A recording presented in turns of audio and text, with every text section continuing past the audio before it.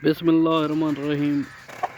अज दा विलाग करे ने सोलर पैनल दे हवाले नाल। सोलर पैनल की खुलदे की बंद थींदे, इनके अलावा तो मोटर का तरीका दसेसु, मोटर की फिट थींदी है, सारा कुछ दसेसु तो ही वीडियो दे विच।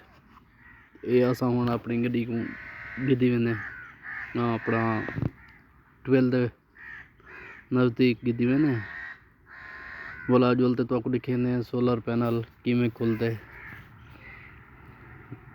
सोलर पैनल सारा जड़ा है ना वो 24 दा बेसिकली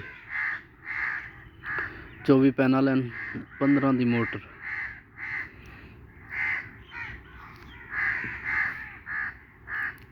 बहुत अच्छा रिजल्ट है माशाल्लाह।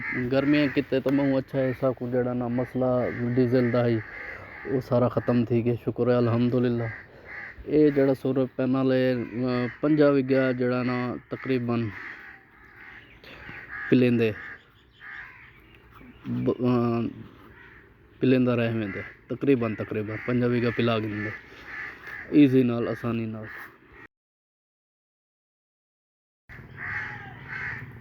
आसानी नाल पिला गिंदे माशाल्लाह।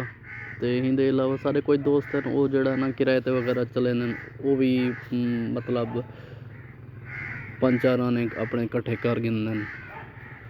इस सोलर पैनल नाल 24 दे सोलर पैनल नाल अपना ही रकबा पिला गिंदन और दूजा दा किराए ते भी पिला गिंदन।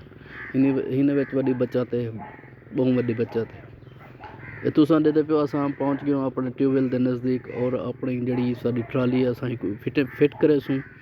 इन्हें दे जड़े लत्तां इन्हें को इतनी फिक्स करे सूँ ज़मीन ते और एक जड़ा ना खुले सूँ वाला असां इन्हें दे लत्तां खोलते इको फिट करते इतनी खड़ा रसूँ। पहले असां जड़ा ना एक इन्हें टायरें दे अगू पिछू सिल्लां दे देसूँ ताकि ये हले न बोला जड़ा है ना। असां इन्हें दा ट्रैक्टर को खोल गिनसूँ। ट्रैक्टर को खोलते बोला मोटर का तरीका दिखेनू तो बड़ा ज़बरदस्त तरीका है चावण का। ये लत्तां ही लग गए सही ज़मीन ते फिट थी गई है। ट्रैक्टर से अलहदा कर गए हुण मोटर को जड़ा ना असां तो ट्विस्ट ये मोटर को जड़ा चावण का तरीका है वो बड़ा ज़बरदस्त है।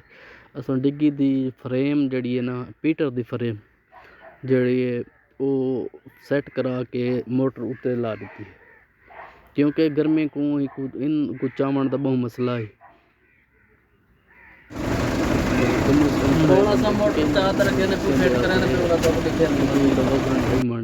तकरीबन मेरे ख्याल 2.5 मण है, वजन है, बहुत भारी मोटर है। डर भी लगता है कि चोट ना मने। ये बेस्ट तरीका है असां ट्रैक्टर नाल चाह के एक जड़ा है ना असां अपने लाइन ते रख देसूँ। ये तुसा दे पियो।